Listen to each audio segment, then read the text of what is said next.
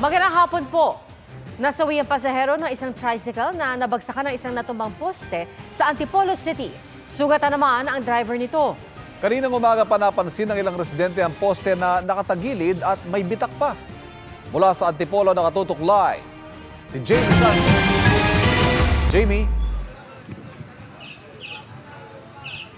Ivan, Pia, patay ang pasahero ng isang tricycle dito sa Antipolo City at sugatan naman ang driver nito nang mabagsakan ng poste kanina. Nakadagan sa tricycle ang posting ito sa Sunflower Street sa Barangay de la Paz, Antipolo City. Hindi nakalabas at naipit sa loob ng tricycle ang pasahero nitong babaeng street sweeper. Inabot ng halos 1 oras ang Antipolo Rescue Team para makalapit sa tricycle dahil may kuryente pa. Nung nakalapit kami, ma'am, ipit po yung pasyente. Sa kanya po kasi talaga, ma'am, bumagsak yung yung poste. Negative na po talaga yung pasyente upon arrival namin. Matindi ang tama sa ulo ng biktima. Nakatalon pero nagkasugat sa ulo ang driver nito. Agad siyang naitakbo ng mga residente sa malapit na ospital. Maluhaluhang ikinuwento sa amin ng isang ginang ang nasaksihan niyang disgrasya sa tapat ng kanyang tindahan. Unti-unti siya gumaganyan. Tapos ako, sabi ko, nagsisisigaw ako, mabagsak ng yung poste. Yung pasahero talagang nadali. Oo, silingan. Hindi na nakalabas kasi nadaganan siya ng kawawa nga. Kwento ng isa pang residente, alas 7 ng umaga nang mapansin nilang may bitak ang poste. At may naririnig pa raw silang tunog habang unti-unti nilang tumatagilid. Kaya inalis na nila ang mga nakaparadang sasakyan sa malapit. Mga bandang alas 9, tumunog ulit siya. Kumbaga halos nakakalahati na po siya. 9 a.m. po yun eh. Naghang pa siya. Tapos 10:20 may dumadaan po na badya, yung badya dyan. Kasi sinigawan na namin yung badya na huwag ka nang tumuloy kasi talagang umaano na eh. Ngayon, paglingon ng badya, siyempre nagminor siya tumigil siya eh. Yung pagminor niya po, pagdiretso niya, saktong-sakto, tumama po yung Elevated Metering Center o EMC ng Meralco ang poste at nag-iimbestiga na sila sa sanhi ng pagbagsak nito. Ang Meralco naman po handang tumulong. Sa katunayan po yung aming legal department po ay dumiretso na po dun sa ospital po ng Antipolo District na siya po makikipag-ugnayan doon sa mga naapektuhan po, ng mga victim po. Dahil sa insidente, naapektuhan ng supply ng kuryente sa ilang parte ng Barangay de la Paz. Nag-isolate na raw sila ng linya para mabigyan ng supply ng kuryente ang ibang residente. Pia, Ivan, puspusa na ang pagkukumpuni dito sa lugar para mapalitan ng poste at mabalik ang supply ng kuryente sa lugar sa lalong madaling panahon. At yan ang latest mula rito sa Antipolo. Balik sa inyo, Pia, Ivan. Maraming salamat, Jamie Santos. Sa Quezon City naman, 5 poste sa Payatas Road ang tumagilid. Sumabit kasi sa mga kawad ang isang dumaang trailer truck. Ayon sa driver, matagal na siyang dumaraan sa lugar pero ngayon lang sumabit ang kanyang truck. At dahil sa nangyari, pansamantalang nawala ng connection ng internet at telepono sa lugar. Tumukod din ang traffic. Patuloy ang investigasyon ng mga otoridad. Patay ang isang arkitekto matapos maipit ng gumuhong pader at mga bakal ng ginagawang bahay sa Makati City. 2 pa ang sugatan. Nakatutok si Von Aquino.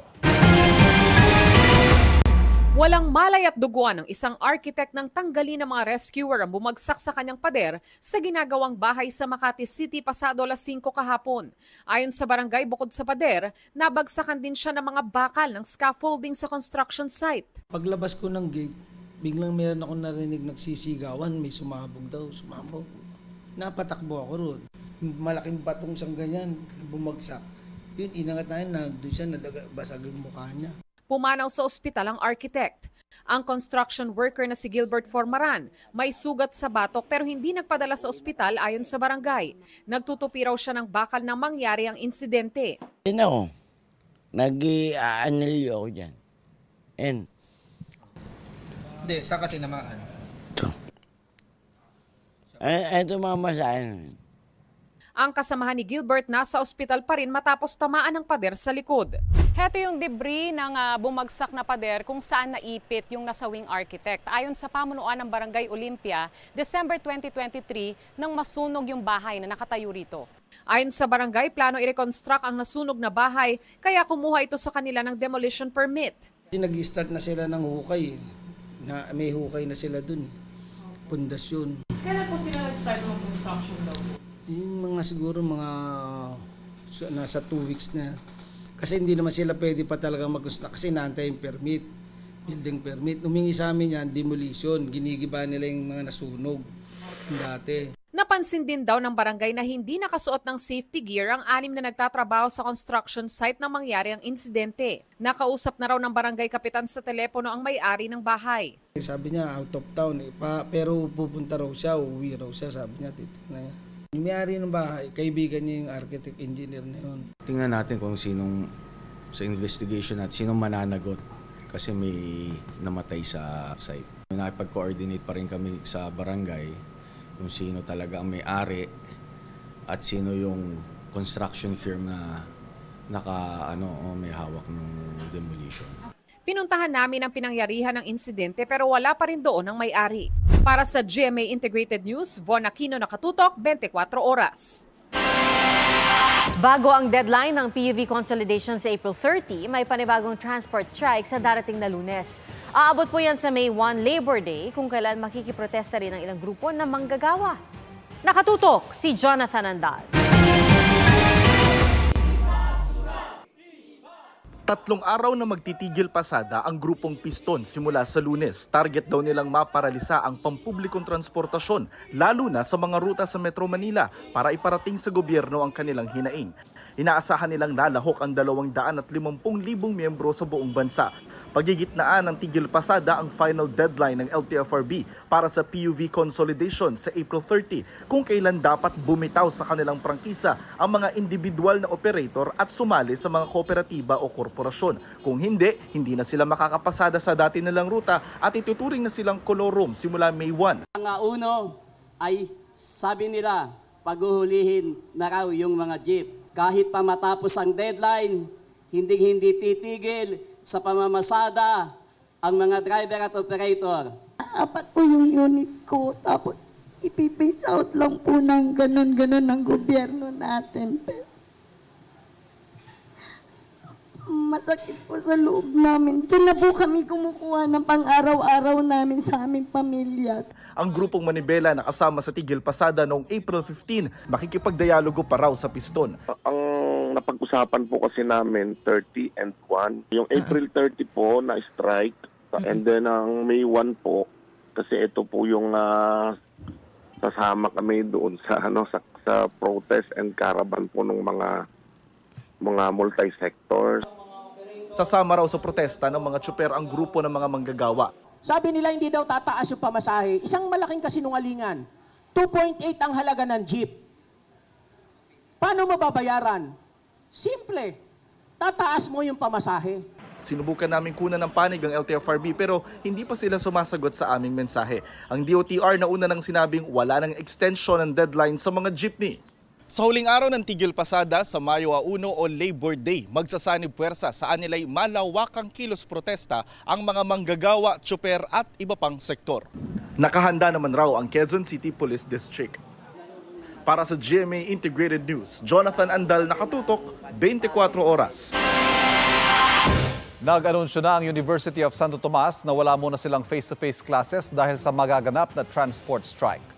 Sa anunsyo ng UST sa kanilang Facebook page sa April 29 at 30, synchronous at asynchronous classes muna ang mga estudyante. Tumutok sa 24 oras weekend para sa mga anunsyo ng class suspension. Melon po kaming patikim na swak this tag-init. Ang refreshing na prutas na melon, fresh from taniman na narito lang sa Metro Manila. At yan ang pampagod vibes ni Von Aquino. Matamis at refreshing, lantakan man o gawing sa malamig, swak na pampawi ng init ang melon. At melon, meron palang taniman yan sa Metro Manila. Ang ekta-ektaryang taniman na ito ng melon, hindi mo aakalaing matatagpuan pala sa syudad ng Taguig. Mula nga rito ay matatanaw natin yung mga gusali ng Metro Manila. Kamakailan lang, tone-toneladang mega at golden melon ang naani rito. Mas matamis itong golden melon. Pero masarap din tong mega melon. Pareho lang masarap. Perfect sa tag-init. Nung nandito ka sa syudad, malapit sa market ang iyong product. Ito, may biglang malaki ang kita mo, meron namang konti. Sapat naman sa pamilya. 15,000 to 80,000 pesos ang kita ng kada magsasaka, depende sa rami ng ani. Malaking bagay raw ito dahil isang beses kada taon lang sila nakapagtatanim ng melon, lalo't lubog ang bukirin tuwing tag-ulan. Sa pagkakataong ito, pangingisda naman sa Laguna de Bay ang nagiging hanap buhay nila. Yung Laguna Lake, pagka umapaw na siya magpupunta na siya dito sa bukirin namin. Tapos dito naman yung ibang isda, dito naman sila nag-i-stay, dito sila nanginginain. Kaya yun ang nagiging hanap buhay namin. Ang pagmemelon extended din sa mga nakatira sa paligid ng bukid sa syudad. Si Carla Bernal, 13 taon nang nagtitinda ng melon. Diyan ko po kinukuha yung pagpaparal ng mga anak ko. So, pangkain ko po araw-araw. Unang harvest ng melon is makakaraos kami talaga. Mainit yung panahon, kailangan ng pampalamig. Melon ding masaganang tanim sa isang bahay sa San Jose del Monte, Bulacan. Mga watermelon sa bubungan ng garahe ng netizen na si Reynalyn Sanchez na itinanim ng kanyang ama. Nagulat ako, hindi ko po kasi alam na may watermelon pala doon. Kapag silip, sabi ko, ay, oo nga, ang cute, kaya binidyo ko po. Para sa GMA Integrated News, Von Aquino, nakatutok, 24 oras. Mga kapuso, patuloy na tumutok sa mga balita. Mag-subscribe sa GMA Integrated News sa YouTube. Sa mga kapuso abroad, samahan niyo kami sa GMA Pinoy TV at www.gmanews.tv.